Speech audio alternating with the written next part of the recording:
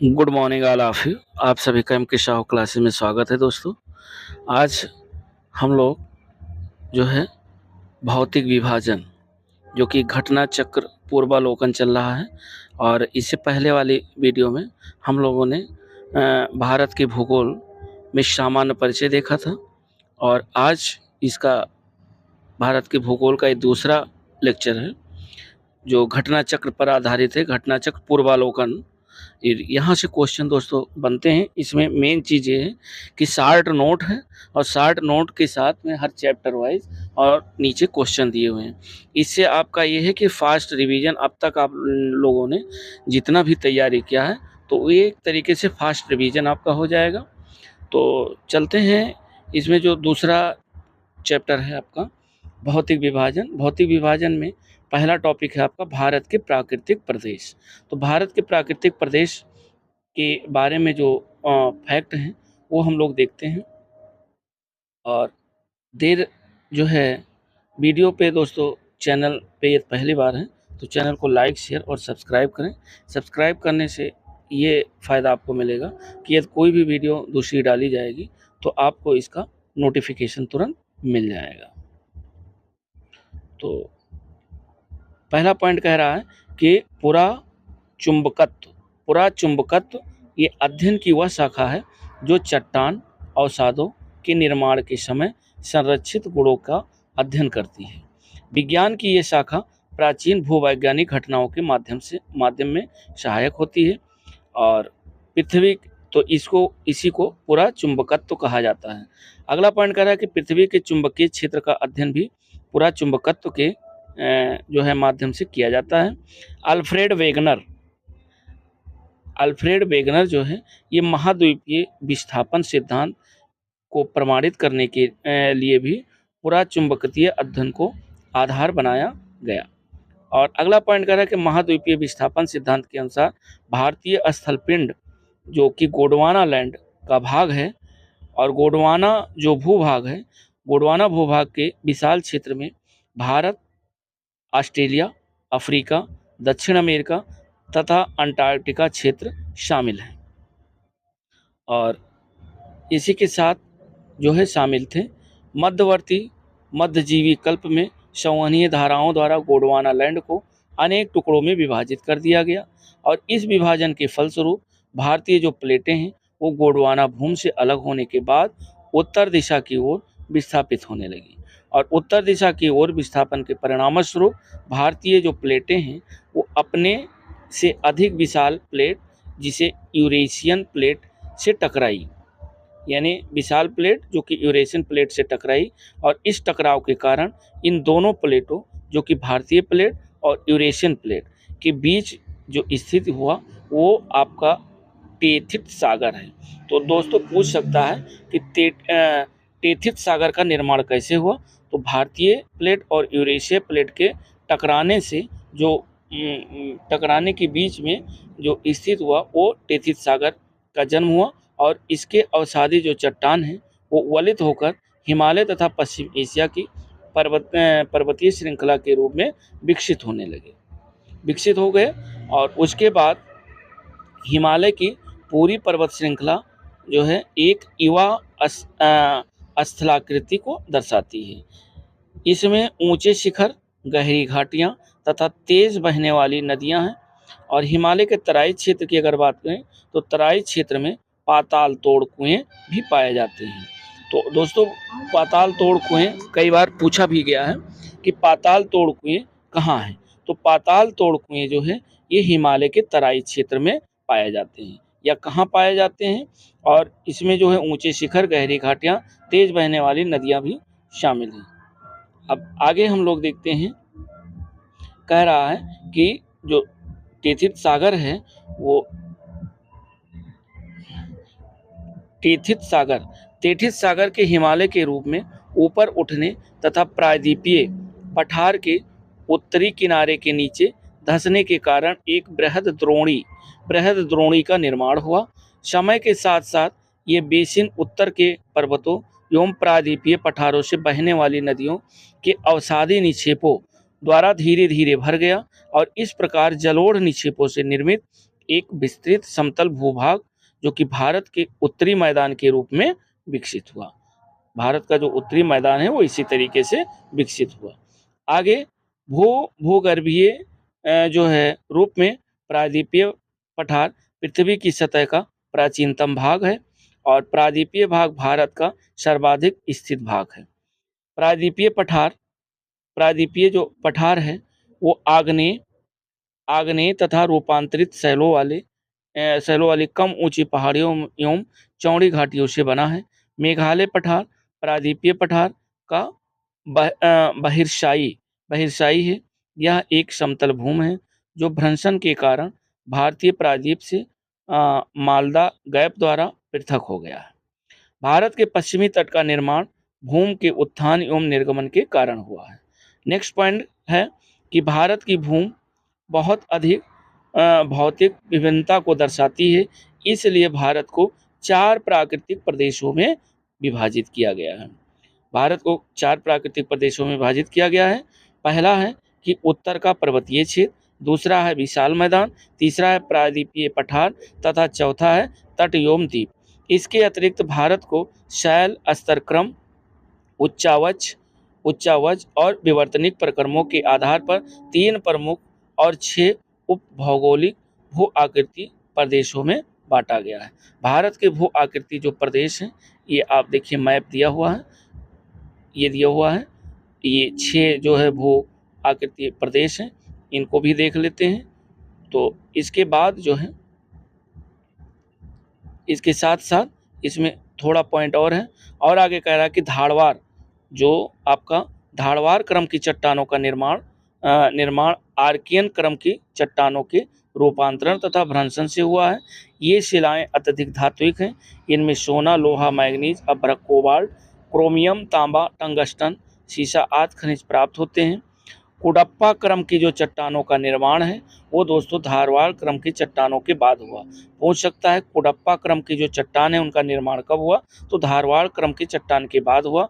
और विंध्यन क्रम की जो चट्टानों का निर्माण है वह कुडप्पा क्रम की चट्टानों के बाद हुआ। इनमें चूने का पत्थर, बलुआ पत्थर, चीनी मिट्टी तथा वर्ण मिट्टी होती है। और विंध्यन क्रम की चट्टानों के काफी समय बाद गोंडवाना क्रम की चट्टानों का निर्माण जो है हुआ। और भारत का अधिकांश कोयला, ये दोस्तों बहुत इंपॉर्टेंट है, जो भारत का अधिकांश कोयला है वो गोंडवाना क्षेत्र से प्राप्त होता है। कई बार ये गोंडवाना क्षेत्र पूछा गया है और इस क्षेत्र का जो कोयला है वो दोस्तों उच्च श्रेणी का होता है। यहाँ सर्वाधिक बिटुमेन्स कोयले की प्राप्ति होती है। इसमें सल्फर की मात्रा न्यून होती है, यानी सल्फर की मात्रा बहुत कम होती है। तो ये रहा जो है इससे रिलेटेड जो है हम लोगों ने जो है ये देखा। और अब इस पे हम लोग प्रश्न देखते हैं। प्रश्न जो है भौतिक विभाजन का जो पहला टॉपिक है उस पे हम लोग प्रश्न देखते हैं। और प्रश्न दोस्तों आपका कह रहा है कि पहला प्रश्न, भारत से उपबंध पुरा चुंबकीय परिणामों से संकेत मिलते हैं कि भूतकाल में भारतीय स्थल जो पिंड है वह सरका है। तो किधर की ओर सरका है, वो दोस्तों उत्तर की ओर सरका है। अभी हम लोगों ने इसमें नोट्स में देखी। और थोड़ा फैक्ट अगर देखना चाहें तो इसमें देखिए कह रहा है कि महाद्वीपीय विस्थापन सिद्धांत के अनुसार, ये कौन सा सिद्धांत है, महाद्वीपीय विस्थापन सिद्धांत के अनुसार भारतीय स्थल पिंड गोंडवाना लैंड का भाग है। और गोंडवाना लैंड में दक्षिण अमेरिका, अफ्रीका और अंटार्कटिका, ऑस्ट्रेलिया और भारत एक ही स्थल पिंड के रूप में जुड़े थे। मध्यवर्ती मध्यजीवी कल्प में गोंडवाना लैंड के विशाल भूखंड का विखंडन हुआ, जिसमें भारतीय स्थल पिंड उत्तर की ओर विस्थापित हुआ। तो किस तरफ सरका, उत्तर की तरफ। सवाल पूछ रहा है भूतल में भारतीय जो स्थल पिंड है वो सरका है, तो किधर सरका है, उत्तर की ओर। और नेक्स्ट क्वेश्चन दूसरा कह रहा है कि भारतीय उपमहाद्वीप मूलतः एक विशाल भूखंड का भाग है, जिसे क्या कहते हैं दोस्तों, एक कहते हैं गोंडवाना लैंड। देखिए गोंडवाना बहुत इंपॉर्टेंट है, ध्यान रखिएगा, ये पूछा जाता है। नेक्स्ट पॉइंट कह रहा है कि भारत कितने प्राकृतिक प्रदेशों में विभाजित है दोस्तों, तो अभी हम लोगों ने नोट्स में पढ़ा कि भारत 4 प्राकृतिक प्रदेशों में विभाजित है। तो राइट ऑप्शन थर्ड का होगा ए 4। भारत का मुख्यतः 4 प्राकृतिक प्रदेशों में विभाजित किया गया है। पहला है उत्तर का पर्वतीय क्षेत्र, दूसरा है विशाल मैदान, तीसरा है प्रायद्वीपीय पठार और चौथा है तटयोम द्वीप। भारत को 6 उपभौतिक जो है भू आकृति प्रदेशों में भी बांटा गया है, ये ध्यान रखिएगा। अगला पॉइंट हम लोग देखते हैं, यानी अगला जो क्वेश्चन है वो 4 नंबर क्वेश्चन देखते हैं। 4 नंबर क्वेश्चन कह रहा है कि उत्तराखंड के किस भाग में पाताल तोड़ कुएं पाए जाते हैं। दोस्तों इंपॉर्टेंट है, अभी हम लोगों ने उसमें पढ़ा भी है। तो पाताल तोड़ कुएं जो पाए जाते हैं वो दोस्तों तराई क्षेत्र में पाए जाते हैं। अब इसमें कुछ फैक्ट दिया हुआ है, देख लेते हैं कि पाताल तोड़ कुएं से ऐसे प्राकृतिक जल स्रोत होते हैं जो धरातल से स्वतः ऊपर प्रकट होते हैं और सतह पर जल निकलता रहता है, परंतु जल स्रोत तथा पाताल तोड़ कुएं में अंतर होता है। प्रथम में जल स्वतः ऊपर आ जाता है, परंतु दूसरे के लिए पाताल तोड़ कूप में मनुष्य को धरातलीय सतह पर पहले कुआं खोदना पड़ता है और बाद में जल स्वतः निकलने लगता है। पाताल तोड़ कुएं जो हैं वो भारत में तराई क्षेत्र में पाए जाते हैं। अब हम लोग 5 नंबर क्वेश्चन देखते हैं और 5 नंबर जो है क्वेश्चन ये कोड पे आधारित है। 5 नंबर क्वेश्चन कह रहा है कि भारत में भू आकारों की रचना में से संबंधित कथनों पर मनन करें। पहला कह रहा है कि संरचनात्मक दृष्टि से मेघालय पठार दक्कन पठार का ही विस्तारित भाग है। दूसरा कह रहा है कश्मीर घाटी की रचना एक समभिन्नित में हुई और तीसरा है गंगा मैदान की रचना एक अग्रगर्त में हुई। और चौथा कथन कह रहा है, जो चौथा कथन है वो आपका कह रहा है कि हिमालय की उत्पत्ति भारतीय प्लेट, यूरेशिया प्लेट तथा चीनी प्लेट के त्रिकोणीय अभिसरण के फलस्वरूप हुई। अब दोस्तों इसमें कथन दिया हुआ है और कौन से कथन सही हैं, यानी ए बी सी डी। तो चारों में से दोस्तों ए कथन सही है और ए का मतलब ये हुआ पहला सही है, दूसरा सही है और तीसरा सही है। तो पहला, दूसरा और तीसरा सही है, चौथा आपका गलत है। अब इसमें देखिए कुछ फैक्ट दिया हुआ है, फैक्ट हम लोग देखते हैं। इसमें कह रहा है कि मेघालय पठार प्रायद्वीपीय पठार का बहिर्शायी है। यह एक समतल भूमि है जो भ्रंशन के कारण भारतीय प्रायद्वीप से मालदा गैप द्वारा पृथक हो गया। तो कथन फर्स्ट सही है। फिर दूसरा कह कश्मीर घाटी की रचना हिमालय की संभिन्नित में हुई है, अतः दूसरा भी सही है। और आगे कह रहा है स्वेस के अनुसार गंगा के विशाल मैदान की उत्पत्ति तब हुई जब प्रायद्वीपीय के दृश्य भूखंड ने हिमालय के दक्षिण की ओर प्रसार को रोका, तो हिमालय के उच्च वलनों के समक्ष एक अग्रगर्त पैदा हो गया और ये अग्रगर्त एक विशाल भूसन्निहित की भांत है। हिमालय से निकलने वाली नदियों द्वारा निरंतर लाए जा रहे अवसादों से ये अग्रगर्त धीरे धीरे भरता रहा। बाद में इसी में विशाल मैदान का निर्माण हुआ, अतः तीसरा भी सही है। और चौथे के बारे में कह रहा है कि हिमालय की जो उत्पत्ति है दोस्तों वो भारतीय प्लेट और यूरेशिया प्लेट के टकराने से हुई है, अतः चीनी प्लेट का विवरण प्लेट टेक्टोनिक सिद्धांत में नहीं है। इस हिसाब से जो चौथा है वो आपका गलत है। तो फर्स्ट, सेकेंड, थर्ड सही है। और नेक्स्ट क्वेश्चन हम लोग देखते हैं। अगला क्वेश्चन जो हमारा कह रहा है 6 नंबर क्वेश्चन कह रहा है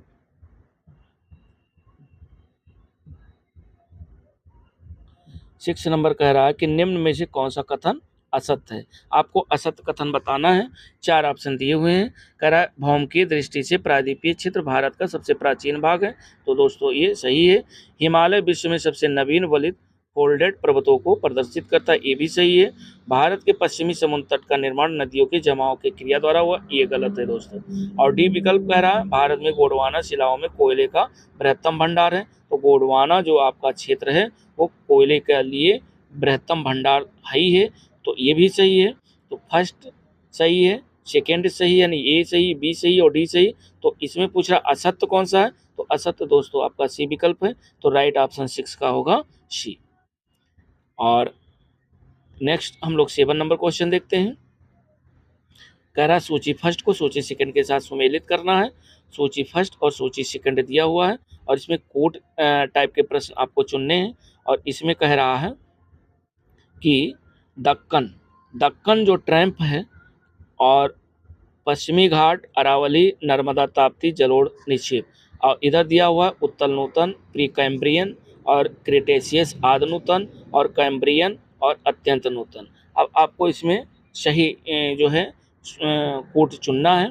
तो देखिए जो दक्कन ट्रैम्प है वो दोस्तों ये क्रेटेशियस आदि नूतन के लिए प्रसिद्ध है, तो इसी से इसका निर्माण हुआ। तो ए का तो थर्ड होगा।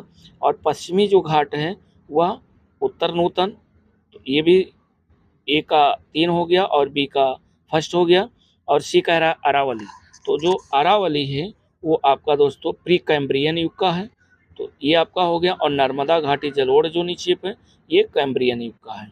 तो इस हिसाब से जो है आपका यानी ये पांचवा है, ये सही जो हुए वो आपका पहला ए का 3 होना चाहिए, 3 1 2, 3 1 2, 3 1 2 आपका बी विकल्प में है दोस्तों, 3 1 2, 3 1 2 आपका बी विकल्प में है, तो बी विकल्प आपका सही है। इसमें देखते हैं थोड़ा फैक्ट, कह रहा है कि जो दक्कन ट्रैम्प की उत्पत्ति एक क्रेटेशियस काल के अंतिम चरण में हुई। पश्चिमी घाट पर्वत की उत्पत्ति ए सोनोजोई की जो कि उत्तर नूतन काल में हुआ। अरावली पर्वत की उत्पत्ति ए प्री कैम्ब्रियन युग में हुआ। और नर्मदा ताप्ती जलोढ़ निक्षेप ये अत्यंत नूतन काल में हुआ। तो इस हिसाब से ना आपका राइट ऑप्शन बी विकल्प है। और इसके बाद में हम लोग 8 नंबर क्वेश्चन पे चलते हैं। और 8 नंबर कह रहा है कि केरल का कुट्टानाड या कुट्टानाडु क्यों प्रसिद्ध है। तो दोस्तों 4 विकल्प दिए हुए हैं, मीठे पानी की झील के लिए, या भारत का न्यूनतम ऊंचाई वाला क्षेत्र के लिए, या एक प्रवाल द्वीप के लिए, या भारत के सबसे पश्चिम में स्थित बिंदु के लिए। तो इसका दोस्तों 8 नंबर का केरल का जो कुट्टानाड या कुट्टानाडु प्रसिद्ध है, ये प्रसिद्ध है भारत का न्यूनतम ऊंचाई वाला क्षेत्र है। अगर पूछा जाए भारत का न्यूनतम ऊंचाई वाला क्षेत्र कौन सा है, तो कुट्टानाडु या कुट्टानाडु क्यों प्रसिद्ध है, तो भारत के न्यूनतम ऊंचाई वाला ये क्षेत्र है। अब आगे हम लोग देखते हैं जो है इसमें फैक्ट कुछ दिया हुआ है, थोड़ा देख लेते हैं कि केरल का कुट्टानाडु भारत का न्यूनतम ऊंचाई वाला क्षेत्र है। समुद्र तल के नीचे अपनी खेती के तरीकों के लिए प्रसिद्ध है। इसे केरल के धान का कटोरा कहा जाता है। ऐसा भी सवाल बन सकता है कि केरल के धान का कटोरा किसे कहा जाता है, तो कुट्टानाडु को कहा जाता है। कुट्टानाडु सतत कृषि और मत्स्य पालन के लिए भी जाना जाता है। खाद्य एवं कृषि संगठन FAO द्वारा कुट्टानाडु की खेती के तरीकों को वैश्विक यानी विश्व स्तर पर महत्वपूर्ण कृषि विरासत प्रणाली घोषित किया गया है। आप लोग दोस्तों कमेंट करके बताइए कि FAO यानी कृषि संगठन यानी खाद्य एवं कृषि संगठन का मुख्यालय कहाँ है, ये आप लोग कमेंट करके बताएं। अगला 9 नंबर क्वेश्चन कह रहा है, 9 नंबर का है कि निम्नलिखित में से कौन सा मरुस्थल है। मरुस्थल दोस्तों बताना है, तो जो सिंधु का क्षेत्र है आपका, ये आपका मरुस्थल है।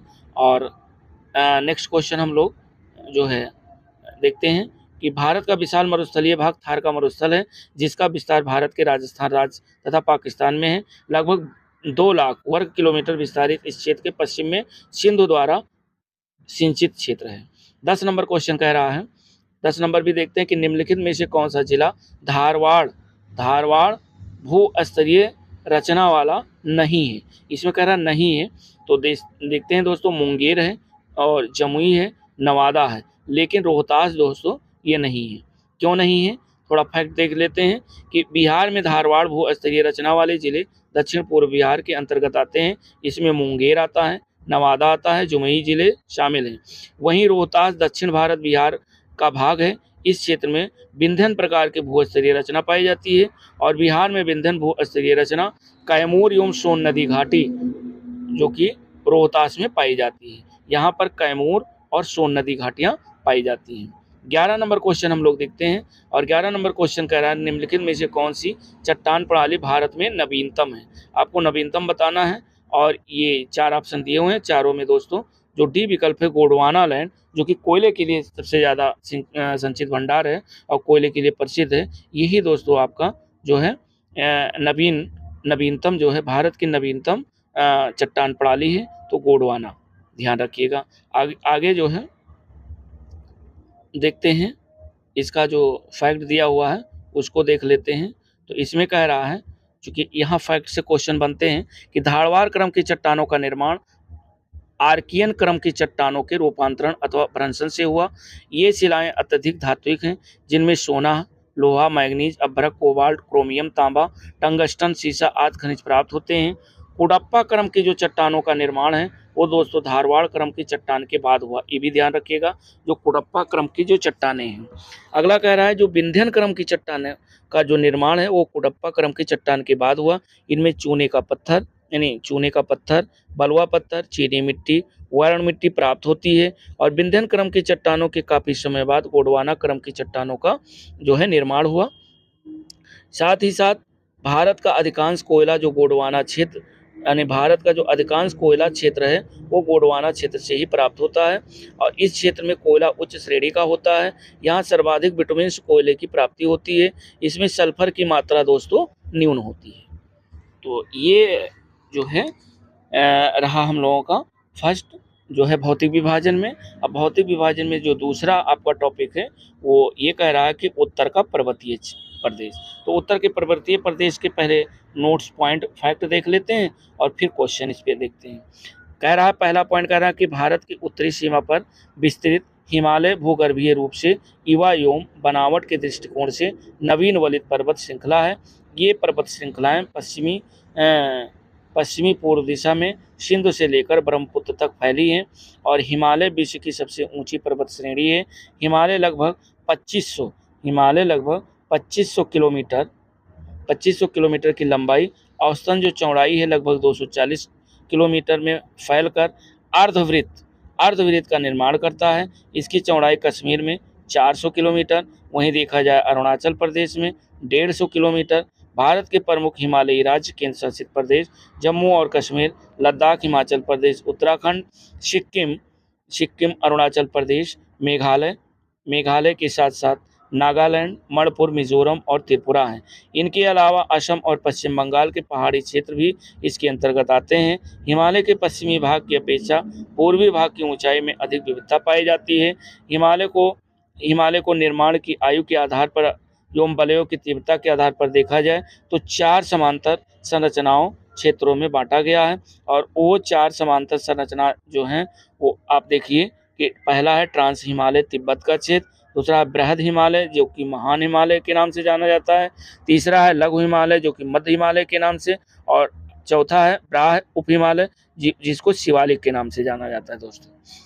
अगला पॉइंट कह रहा है कि हिमालय का प्रयुक्त अनुदैर्ध्य विभाजन उत्तर से दक्षिण क्रम में है।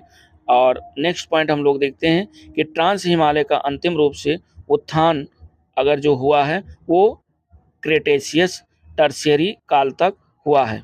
इस प्रकार ये हिमालय की सबसे प्राचीन श्रेणी है।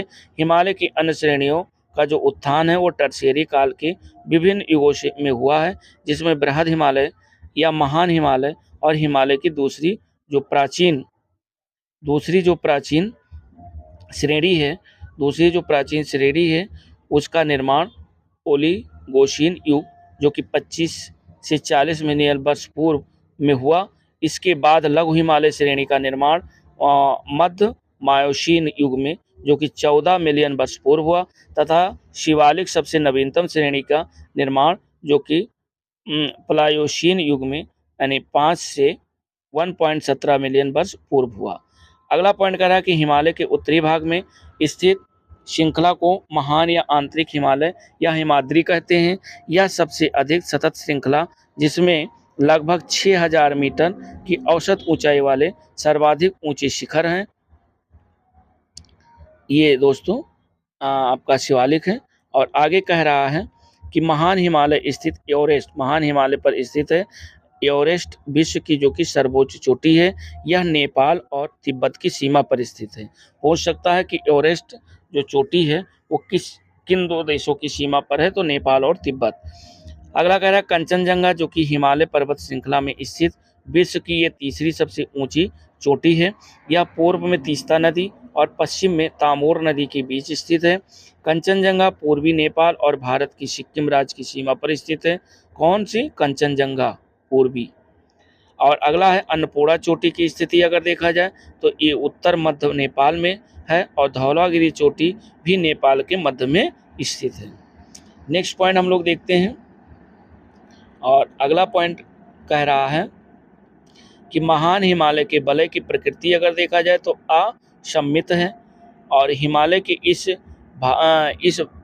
भाग हिमालय के इस भाग का जो क्रोड है वो ग्रेनाइट का बना हुआ है और ये श्रृंखला हमेशा बर्फ से ढकी रहती है दोस्तों। इसमें बहुत सी हिमानियों का प्रवाह होता है, इसलिए हिमालय हिमालय से निकलने वाली जो नदियां हैं वो सतत वाहिनी नदियां हैं। महान हिमालय के दक्षिण में स्थित श्रृंखलाओं को लघु हिमालय या मध्य हिमालय कहा जाता है। इसका निर्माण मुख्यतः अत्यधिक संपीड़ित तथा परिवर्तित शैलों से हुआ है। इनकी ऊंचाई 3700 मीटर से 4500 मीटर के बीच में है तथा 60 से 80 किलोमीटर चौड़ा है। मध्य हिमालय में पीर पंजाल श्रृंखला लंबी सबसे लंबी है। यानी अगर मध्य हिमालय की बात करें जिसमें पीर पंजाल जो श्रृंखला है वह दोस्तों सबसे लंबी है। धौलाधार एवं महाभारत श्रृंखला भी महत्वपूर्ण है। इसी श्रृंखला में कश्मीर की घाटी तथा हिमालय के कांगड़ा एवं कुल्लू की घाटियां स्थित हैं। अगला पॉइंट कह रहा है कि हिमालय की सबसे जो बाहरी श्रृंखला को क्या कहते हैं, शिवालिक कहा जाता है और इनकी जो चौड़ाई है वह 10 से 50 किलोमीटर है तथा ऊंचाई 900 से 1100 मीटर के बीच है। आगे हम लोग देखते हैं बीच है। ये श्रृंखला उत्तर में स्थित मुख्य हिमालय की श्रृंखलाओं से नदियों द्वारा लाई गई असंपीड़ित अवसादों से बनी है। निम्न हिमालय जिसे लघु हिमालय कहा जाता है तथा शिवालिक के बीच में स्थित है। लंबवत घाटी को दून के नाम से भी जाना जाता है, यानी लंबवत घाटी को दून घाटी भी कहते हैं। कुछ प्रसिद्ध दून जो घाटियां हैं जैसे देहरादून, कोटली दून, योम इसके साथ साथ पाटली दून, इसके साथ साथ जो है पाटली दून, शिवालिक श्रेणी के गिरपद क्षेत्र में पश्चिम में सिंधु से पूर्व में तीस्ता के बीच फैले समतल मैदान को भाबर कहा जाता है। ये सामान्यतः 8 से 16 किलोमीटर चौड़ी हिमालयी नदियों द्वारा अचानक ढाल भंग होने के कारण शिवालिक अग्र क्षेत्र में की गई कंकड़ और बजरी के जमावों से निर्मित मेखला है। कंकड़ और बजरी की सरंध्रता इतनी अधिक होती है कि समूची नदी इसमें लुप्त हो जाती है और धरातल पर केवल सूखी घाटी ही दिखाई पड़ती है। भाबर मैदान की चौड़ाई पूर्व में कम और पश्चिम में अधिक पाई जाती है। और अगला कह रहा है कि जो भाबर है, भाबर के दक्षिण की अगर बात करें दोस्तों तो भाबर के दक्षिण में 15 से 30 किलोमीटर चौड़ा दलदली क्षेत्र फैला हुआ है जिसे तराई कहते हैं। महान हिमालय के उत्तर में ट्रांस हिमालय स्थित है। ध्यान रखिएगा, ये महान हिमालय के उत्तर में ट्रांस हिमालय है। पामीर की जो गांठ तिब्बत वो ट्रांस हिमालय में स्थित है।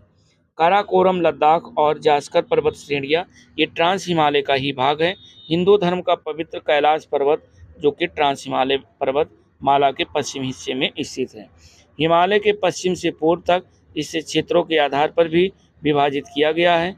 इन वर्गीकरणों को नदी घाटी की सीमाओं के आधार पर किया गया है। उदाहरण के लिए देखा जाए सतलज एवं सिंधु के बीच स्थित हिमालय के भाग को पंजाब हिमालय के नाम से जाना जाता है और पश्चिम से पूर्व तक क्रमशः इसे कश्मीर तथा हिमाचल और हिमालय नाम से जाना जाता है। अगला पॉइंट कह रहा है कि सतलज तथा काली नदियों के बीच स्थित जो हिमालय के भाग को कुमाऊं हिमालय के नाम से जाना जाता है। और नेक्स्ट पॉइंट है कि काली तथा तीस्ता नदियों के बीच स्थित हिमालय के भाग को नेपाल हिमालय के नाम से जाना जाता है। और अगला पॉइंट है तीस्ता एवं दिहांग नदियों के बीच स्थित हिमालय को असम हिमालय के नाम से जाना जाता है। और नेक्स्ट पॉइंट कि ब्रह्मपुत्र नदी हिमालय की सबसे पूर्वी सीमा बनाती है। ये भी ध्यान रखिएगा कि जो ब्रह्मपुत्र नदी है वो हिमालय की सबसे पूर्वी सीमा बनाती है। दिहांग महाखड्ड जिसे गार्ज कहते हैं के बाद हिमालय दक्षिण की ओर तीखा मोड़ बनाते हुए भारत की पूर्वी सीमा के साथ फैल जाता है। इन्हें पूर्वांचल या पूर्वी पहाड़ियों के नाम से भी जाना जाता है। ये पहाड़ियाँ उत्तर पूर्वी राज्यों से होकर गुजरती है। पूर्वी हिमालय की जो पहाड़ियाँ हैं वो अधिकतर समानांतर श्रृंखलाओं एवं घाटियों के रूप में फैली हैं। पूर्वांचल में पटकई देखा जाए, नागा और मिजो तथा मणिपुर पहाड़ियाँ शामिल हैं। मणिपुर पहाड़ियाँ शामिल हैं। और नेक्स्ट पॉइंट हम लोग देखते हैं कि भारत के लिए हिमालय का बड़ा महत्व है। यदि हिमालय पर्वत श्रेणियाँ नहीं होती तो भारत के अधिकांश भाग में साइबेरिया से आने वाली शीतलहरों का अनुभव होता। तो सिंधु गंगा मैदान इतनी सुविस्तृत जलोढ़ मृदा से वंचित होता है तथा मानसून का पतरूप जो वर्तमान पतरूप से भिन्न होता है।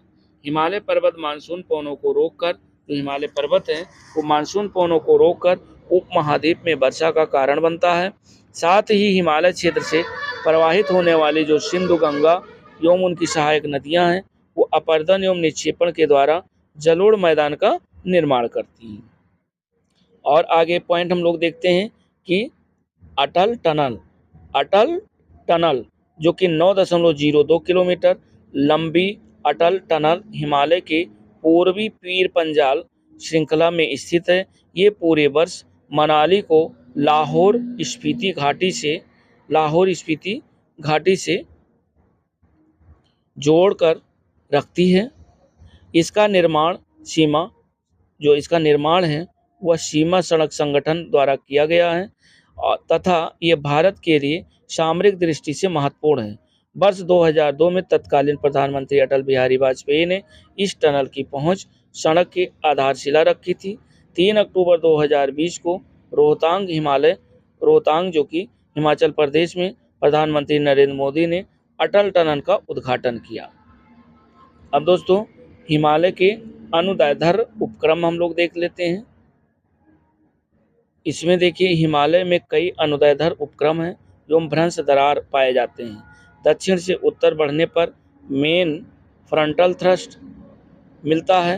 MFT एवं MBT के मध्य उप हिमालय जो कि शिवालिक का विस्तार है। MBT एवं MTC के मध्य लघु हिमालय का विस्तार है।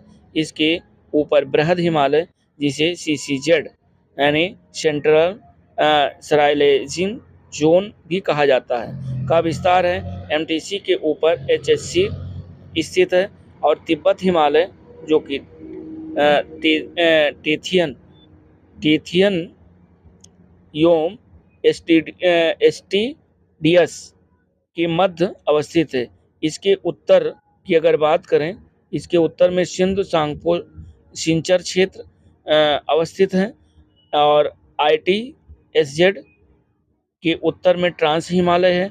इन उपक्रम क्षेत्र की अवस्थिति एवं हिमालय भौगोलिक संरचना के कारण यह भारत का सर्वाधिक सघनता वाला भूकंपीय क्षेत्र बन गया है। इस क्षेत्र में प्लेटों के संचालन के कारण यहाँ जो है भूकंप प्रवण क्षेत्र माना जाता है। और कुछ पॉइंट और दिए हुए हैं तो ये दोस्तों रहा। उसके साथ साथ हम लोग अब प्रश्न देखते हैं। प्रश्न पहला है प्रश्न कोश जो कि कथन और कारण पर आधारित है। पहला कह रहा है कथन कि हिमालय से निकलने वाली सभी नदियां सतत वाहिनी हैं। कारण कह रहा है हिमालय अपनी वर्षा का अधिकांश जो है दक्षिणी पश्चिमी मानसून से प्राप्त करता है। और तो इसमें आपके कोट दिए हुए हैं और आपको राइट जो है ऑप्शन चुनना है। तो दोस्तों राइट ऑप्शन इसका बी है। ये आर दोनों सही हैं परंतु आर एक ही सही व्याख्या नहीं करता है। तो क्यों नहीं करता है इसका जो है देखते हैं। कह रहा है कि हिमालय से निकलने वाली सभी नदियां सतत वाहिनी हैं। इसका प्रमुख कारण इन नदियों के उद्गम स्रोत का हिमालयों में स्थित होना। दूसरा, हिमालय अपनी वर्षा का अधिकांश भाग दक्षिण पश्चिम मानसून से ही प्राप्त करता है। अतः कथन एवं कारण दोनों सत्य हैं परंतु कारण कथन का सही व्याख्या नहीं करता है। तो ये रहा दोस्तों। अब प्रश्न नंबर 2 जो है इसका जो है रिलेटेड है, इससे देखते हैं। ये भी कथन कारण पर आधारित है। पहला कथन कह रहा है कि हिमालय से निकलने वाली नदियां सतत वाहिनी सही है और हिमालयी नदियों का जो उद्गम स्रोत है वो हिमानियों में स्थित है। तो इसमें भी बी वाला विकल्प सही, ए आर दोनों से ही आर ए की पुष्टि करता है। चूँकि जो स्रोत है वो हिमानियों में स्थित है तो ये दोनों कथन और कारण दोनों सही हैं और ये पुष्टि भी करता है। 3 नंबर क्वेश्चन कह रहा है कि हिमालय की रचना समानांतर वलय श्रेणियों से हुई है, जिनमें से प्राचीनतम श्रेणी आपको बताना है दोस्तों, और प्राचीनतम श्रेणी है बृहद हिमालय श्रेणी। दोस्तों ये सबसे प्राचीनतम है, और अगर सबसे नवीन पूछा जाए तो नवीन आपका शिवालिक श्रेणी है। अब थोड़ा फैक्ट भी देख लेते हैं।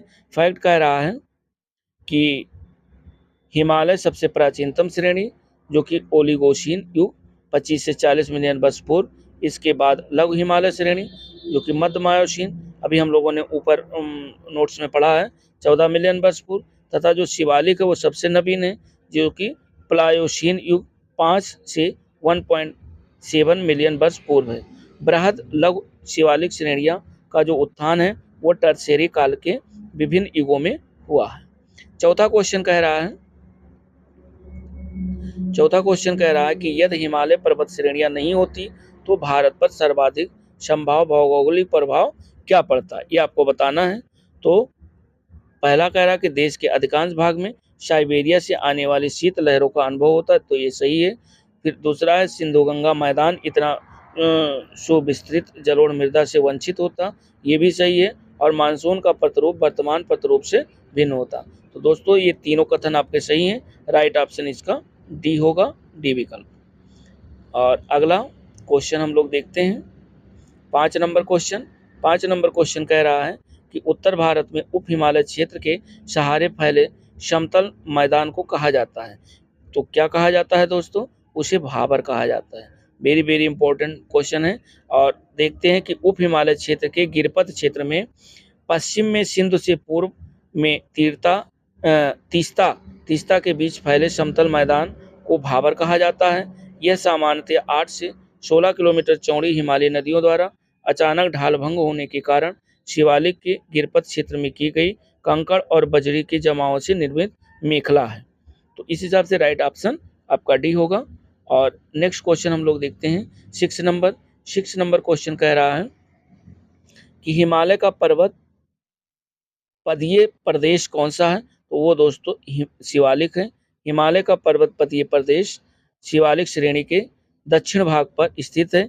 ये हिमालय की सबसे दक्षिणी श्रेणियां हैं। शिवालिक के उत्तरी ढालों तथा लघु हिमालय के दक्षिण ढालों के मध्य अनेक चौरस जो है तल वाली संरचनात्मक घाटियां स्थित हैं। 7 नंबर क्वेश्चन कह रहा है 7 नंबर में कह रहा है शिवालिक पहाड़ियां निम्न में से किसका हिस्सा है।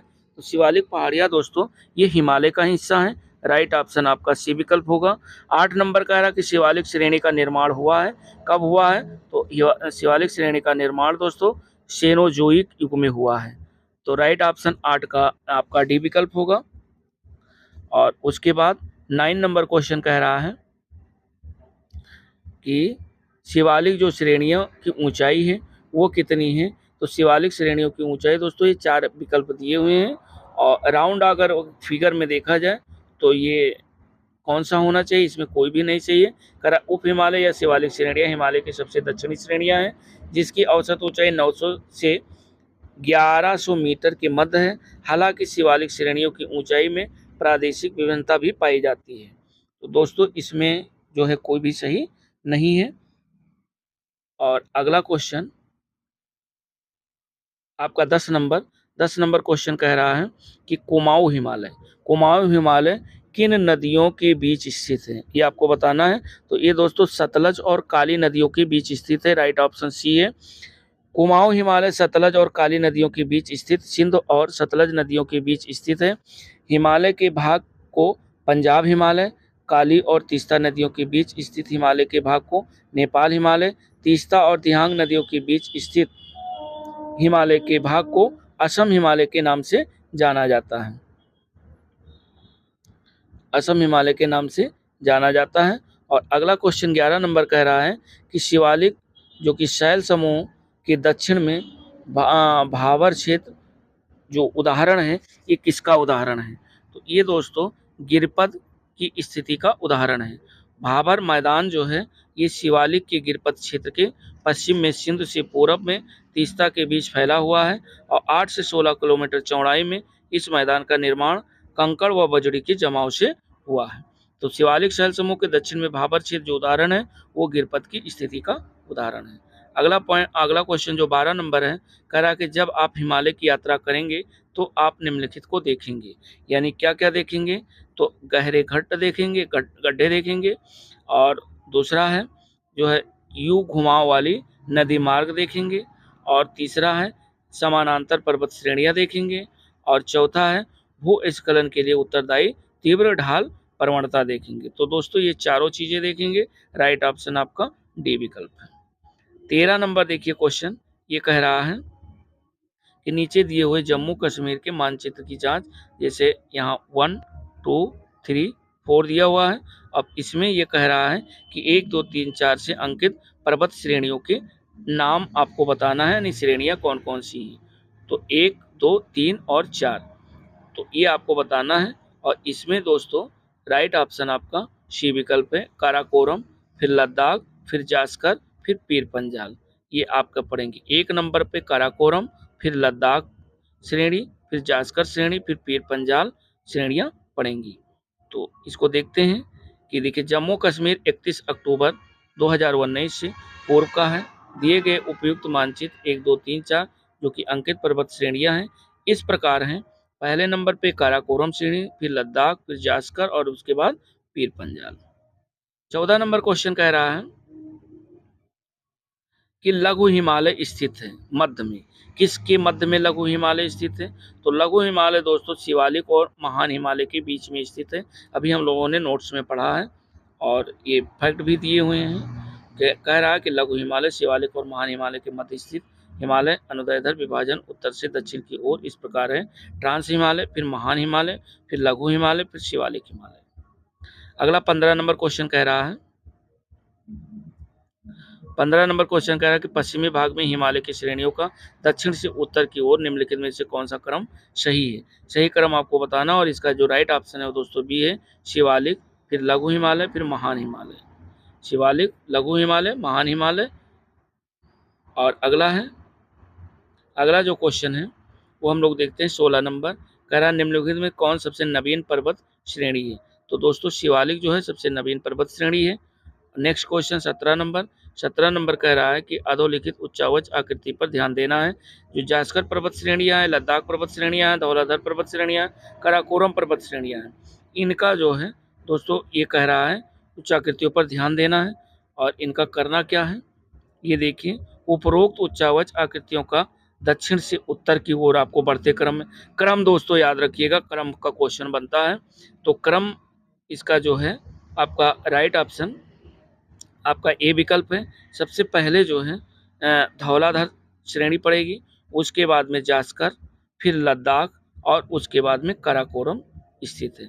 यानी सबसे पहले दो जो है आपका धौलाधर, फिर जास्कर, फिर लद्दाख और फिर काराकोरम स्थित है। काराकोरम, लद्दाख और जास्कर श्रेणी ट्रांस हिमालय क्षेत्र से संबंधित है, जबकि धौलाधर पर्वत श्रृंखला जो है ये लघु या मध्य हिमालय श्रेणी में से संबंधित है। वह 18 नंबर क्वेश्चन कह रहा है कि निम्नलिखित में उत्तर दिशा की ओर के क्रम वाली पर्वत श्रेणियां कौन सी हैं? उत्तर दिशा की क्रम वाली पर्वत श्रेणियां ये पूछ रहा है। तो इसका जो है दोस्तों राइट ऑप्शन आपका बी है, पीर पंजाल पर्वत श्रेणी, फिर जास्कर पर्वत श्रेणी, फिर लद्दाख पर्वत श्रेणी, फिर काराकोरम पर्वत श्रेणी। राइट ऑप्शन इसका बी है। आप लोग भी टेस्ट करते रहिए, क्योंकि चारों ऑप्शन पढ़ने में समय बहुत ज़्यादा लगेगा, और अपने आप भी आकिए, चूँकि आपका ये समझ लीजिए रिवीजन चल रहा है, तैयारियां तो आप लोगों की हो गई होंगी। तो अब आप लोग जो है इनका क्रम लगाना जरूर देख लीजिए। दक्षिण से उत्तर दिशा की ओर अगर स्थित पर्वत श्रेणियां हैं तो सबसे पहले दोस्तों पीर पंजाल श्रेणी पड़ेगी, फिर जास्कर, फिर लद्दाख, फिर काराकोरम। पीर पंजाल पर्वत श्रेणी मध्य हिमालय के क्षेत्र में स्थित है, जबकि ट्रांस हिमालय क्षेत्र से संबंधित है। तो अगला जो 19 नंबर क्वेश्चन है वो ये कह रहा है कि निम्नलिखित में कौन पूर्व से पश्चिम की ओर पर्वत शिखरों का सही क्रम? अब इसमें आपको लगाना है पूर्व से पश्चिम की ओर। तो पूर्व से पश्चिम की ओर आपको लगाना है, तो सबसे पहले कंचनजंगा, फिर एवरेस्ट, फिर अन्नपूर्णा, फिर धौलाधर श्रेणी। इसको देखते हैं कि उपयुक्त पर्वत श्रृंखला का पूर्व से पश्चिम की ओर जो सही क्रम लगाएंगे तो सबसे पहले कंचनजंगा, फिर एवरेस्ट, फिर अन्नपूर्णा, फिर धौलागिरी। ये आपका पड़ेगा और इस हिसाब से राइट ऑप्शन 19 का बी विकल्प होगा। 20 नंबर कह रहा है कि उत्पत्ति की दृष्टि से निम्न पर्वत श्रेणियों में सबसे नवीनतम पर्वत श्रृंखला कौन सी है? तो ये दोस्तों पटकोई, ये 4 ऑप्शन दिए हुए जिसमें पटकोई जो पर्वत श्रेणियां हैं ये दोस्तों सबसे नवीनतम पर्वत श्रेणी है। नेक्स्ट हम लोग क्वेश्चन देखो, पर्वत जो पटकोई पर्वत श्रेणियां हैं हिमालय में स्थित है। इसका निर्माण टर्शियरी युग में हुआ। शेष सभी दक्षिण और मध्य भारत में स्थित हैं, जो प्रायद्वीपीय पठार का भाग है। चूंकि प्रायद्वीपीय पठार भारत का सर्वाधिक प्राचीनतम भूखंड है, तो इस हिसाब से ना आपका पटकई सही श्रेणी सही होगा। 21 नंबर क्वेश्चन कह रहा है कि निम्नलिखित राज्यों में कौन सा पटकई पहाड़ी से संलग्न नहीं है? तो ये दोस्तों है त्रिपुरा। त्रिपुरा जो है पटकई पहाड़ी से संबंधित नहीं है, बाकी नागालैंड, मणिपुर और मिजोरम में संबंधित है। पटकई पहाड़ी असम, मणिपुर, मेघालय, मिजोरम, नागालैंड से संलग्न है, जबकि त्रिपुरा राज्य पटकई पहाड़ी से संलग्न नहीं है और मिजो पहाड़ियाँ त्रिपुरा से संलग्न है। अगला क्वेश्चन जो है हम लोग देखते हैं 22 नंबर कह रहा है पीर पंजाल श्रेणी पाई जाती है। तो ये दोस्तों जम्मू कश्मीर राज्य में पाई जाती है। और नेक्स्ट क्वेश्चन, क्योंकि अब बार बार इसके साल को पढ़ने में समय लगेगा और नोट्स एक बार हम लोगों ने देख ही लिया है। अगला क्वेश्चन कह रहा है कि अटल टनल से संबंधित निम्नलिखित कथनों पर विचार करना है और पूछ रहा है कि कौन से सही हैं। तो ये आपको बताना है। तो इसमें 4 ऑप्शन दिए हुए हैं। कह रहा है इसका निर्माण सीमा सड़क संगठन द्वारा किया गया है, तो ये सही है। ये मनाली और लाहौर स्पीति घाटी को जोड़ती है, ये भी सही है। और तीसरा कह रहा है ये हिमालय के पीर पंजाल पर्वत श्रृंखला के मध्य स्थित है, ये भी सही है। और चौथा है ये भारत के लिए सामरिक दृष्टि से महत्वपूर्ण है, ये भी सही है। इस हिसाब से इसका राइट ऑप्शन दोस्तों होगा डी विकल्प। आगे क्वेश्चन हम लोग देखते हैं। अगला जो क्वेश्चन है 24 नंबर क्वेश्चन कह रहा है कि निम्न हिमालय पर्वत श्रेणियों में किस पर्वत श्रेणी को अटल टनल पार करती है? यानी अटल टनल जो है पार करती है। तो वो दोस्तों इसमें 4 दिया हुआ है, जास्कर, पश्चिमी पीर पंजाल, लद्दाख और पूर्वी पीर पंजाल। तो ये दोस्तों है पूर्वी पीर पंजाल। कह रहा कौन एक उपयुक्त में से कोई नहीं। अच्छा 5 ऑप्शन दिए हुए हैं, तो इसमें डी विकल्प आपका सही है, पूर्वी पीर पंजाल। 25 नंबर क्वेश्चन कह रहा है 25 नंबर कह रहा है कि किन 2 पर्वत श्रेणियों के मध्य कश्मीर घाटी स्थित है? कौन सी 2 पर्वत श्रेणियां हैं जिनके बीच में कश्मीर घाटी स्थित है? तो वो दोस्तों है आपका बृहद हिमालय व पीर पंजाल। बृहद हिमालय व पीर पंजाल के बीच में जो है कश्मीर घाटी स्थित है। और जो कि भारत और जम्मू कश्मीर 31 अक्टूबर 2019 से केंद्र शासित प्रदेश में स्थित कश्मीर घाटी उत्तर पूर्व में बृहद हिमालय और दक्षिण पश्चिमी में पीर पंजाल श्रेणी के बीच स्थित है। और नेक्स्ट 26 नंबर क्वेश्चन कह रहा है कि कश्मीर घाटी स्थित है। तो ये कहाँ स्थित है दोस्तों? पीर पंजाल और हिमाद्री पर्वत श्रेणियों के मध्य स्थित है। और 27 नंबर क्वेश्चन कह रहा है कि निम्नलिखित में से कौन अक्साई चीन का भाग है? ये आपको बताना है। तो दोस्तों लद्दाख का जो पठार है, लद्दाख पठार, ये अक्साई चीन का भाग है। देखते हैं अक्साई चीन की अवस्थिति भारत, चीन और पाकिस्तान की सीमाओं के सम्मिलित संधि स्थल पर है। इस भारतीय भूभाग पर वर्ष 1962 में चीन ने कब्जा कर लिया था। तब तब से ये भारत चीन के मध्य सीमा विवाद का क्षेत्र है। लद्दाख पठार अक्साई चीन क्षेत्र में ही अवस्थित है। तो ये हो गया 28 नंबर क्वेश्चन हम लोग देखते हैं। और 28 नंबर क्वेश्चन कह रहा है कि ग्रेट हिमालय की ऊंचाई दोस्तों क्या है? तो ग्रेट हिमालय की ऊंचाई 8,850 मीटर है। अब नेक्स्ट हम लोग 29 नंबर क्वेश्चन देखते हैं। 29 नंबर क्वेश्चन कह रहा है कि हिमालय पर्यायवाची है किसका दोस्तों? मध्य हिमालय का। हिमालय मध्य हिमालय का पर्यायवाची है। मध्य हिमालय का पर्यायवाची है। मध्य अथवा लघु हिमालय श्रेणी को महाभारत श्रेणी अथवा हिमाचल पर्वत हिमाचल हिमालय के नाम से भी जाना जाता है। 30 नंबर क्वेश्चन कह रहा है जो कि कूट पर आधारित है। कह रहा है कि भारत में हिमालय केवल 5 राज्यों में फैला हुआ है। और दूसरा कह रहा है कि पश्चिमी घाट केवल 5 राज्यों में फैला है। और तीसरा कह रहा है पुलकट झील केवल 2 राज्यों में फैली है। तो दोस्तों तो पहला आपका गलत है, दूसरा भी आपका गलत है, तीसरा केवल सही है कि पुलकट जो झील है ये आपके 2 राज्यों में फैली हुई है। राइट ऑप्शन आपका बी होगा। और देखते हैं इसमें फैक्ट जरूर देख लेते हैं, क्योंकि भारत के प्रमुख जो हिमालयी राज्य हैं या केंद्र शासित प्रदेश जम्मू कश्मीर, लद्दाख 31 अक्टूबर 2019 से, हिमाचल प्रदेश, उत्तराखंड, सिक्किम, अरुणाचल प्रदेश, मेघालय, नागालैंड, मणिपुर, मिजोरम, त्रिपुरा, इसके अलावा असम और पश्चिम बंगाल के पहाड़ी क्षेत्र भी इसके अंतर्गत आते हैं। अतः हिमालय का 5 से अधिक राज्यों में विस्तार है। पहला आपका गलत हो गया। दूसरा कह रहा है कि पश्चिमी घाट गुजरात, महाराष्ट्र, गोवा, कर्नाटक, तमिलनाडु एवं केरल राज्यों में फैला हुआ है। इस प्रकार इसमें 6 राज्यों में है, इसका जो विस्तार है 6 राज्यों में है। अगला कह रहा है पुलिकट भारत का दूसरा सबसे बड़ा चिल्का के बाद अगर देखा जाए तो लैगून झील है। इसका विस्तार तमिलनाडु और आंध्र प्रदेश, तमिलनाडु राज्य और आंध्र प्रदेश राज्य में है। तो ये 2 राज्यों में फैला हुआ है और ये लैगून झील है। चिल्का के बाद दूसरे नंबर की जो झील है पुलकट झील, दोस्तों कई बार पूछा गया है, ध्यान रखिएगा। और नेक्स्ट 31 नंबर क्वेश्चन कह रहा है कि हिमालय पर्वत श्रेणियां निम्न में से किस राज्य का हिस्सा नहीं है। ये आपको बताना है। तो ये दोस्तों उत्तर प्रदेश का हिस्सा नहीं है, बाकी उत्तराखंड, सिक्किम और हिमाचल प्रदेश का हिस्सा है। और नेक्स्ट क्वेश्चन 32 नंबर क्वेश्चन हम लोग देखते हैं। और 32 नंबर क्वेश्चन कह रहा है कि भारत में निम्नलिखित में से कौन सी श्रेणी नवीनतम है। ये आपको बताना है। तो नवीनतम जो है हिमालय श्रेणी दोस्तों नवीनतम है। हिमालय श्रेणी नवीन वलित पर्वत का उदाहरण है तथा ये दिए गए विकल्पों में नवीन पर्वत श्रेणी है। वहीं अरावली की बात करें तो अरावली पर्वत जो श्रेणी है वो भारत में सर्वाधिक प्राचीन पर्वत श्रृंखला है। ये भी कई बार क्वेश्चन बना है कि सबसे प्राचीन जो पर्वत श्रृंखला वो कौन है, तो दोस्तों अरावली है। और महान हिमालय को हिमाद्री श्रेणी भी कहा जाता है। और 33 नंबर क्वेश्चन कह रहा है कि निम्नलिखित में से कौन भारत की नवीनतम पर्वत श्रेणी है। तो वो दोस्तों हिमाद्री जो श्रेणी है वो भारत की नवीनतम पर्वत श्रेणी है। अगला पॉइंट 34 नंबर क्वेश्चन जो है कह रहा है, 34 नंबर देखते हैं हम लोग।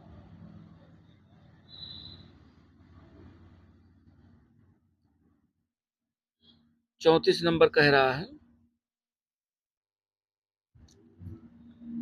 कि भारत में सर्वाधिक सघनता वाला भूकंपीय क्षेत्र हिमालय क्षेत्र में स्थित है। और दूसरा है हिमालय में कई अनुदैर्ध्य उपक्रम क्षेत्र अवस्थित हैं। तो कोट दिया हुआ है, कथन कारण पर आधारित है। आपको 4 में से एक ऑप्शन बताना है। तो दोस्तों कथन ए और कारण आर दोनों सही हैं तथा कारण आर एवं कथन ए की सही व्याख्या भी करता है। तो राइट ऑप्शन 34 का होगा ए विकल्प। अब हम लोग चलते हैं 35 नंबर। 34 का थोड़ा फैक्ट देख लेते हैं। कह रहा है कि भारत में सर्वाधिक सघनता वाला जो भूकंपीय क्षेत्र हिमालय क्षेत्र में स्थित है। इस क्षेत्र का अधिकांश भाग भूकंपीय क्षेत्र है। और भूकंपीय क्षेत्र जो जोन 4 एवं 5 में आता है। इस क्षेत्र के अंतर्गत भारत के पूर्वोत्तर भारत, जम्मू और कश्मीर, लद्दाख, हिमाचल प्रदेश, उत्तराखंड के क्षेत्र शामिल हैं तथा भारत में इन्हीं क्षेत्रों में हिमालय का विस्तार है। तो दोस्तों ये हो गया। अब उसके साथ साथ हम लोग आगे जो है 35 नंबर क्वेश्चन देखते हैं। और 35 नंबर क्वेश्चन कह रहा है कि मणिपुर पहाड़ियों से घिरा इम्फाल जो बेसिन है, मणिपुर पहाड़ियों से घिरा इम्फाल बेसिन एक सुंदर उदाहरण है। तो ये दोस्तों सरोवरीय मैदान का एक सुंदर उदाहरण है।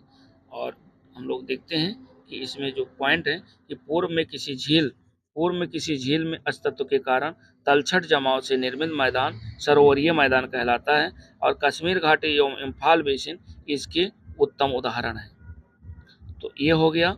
और हम लोग 36 नंबर क्वेश्चन देखते हैं।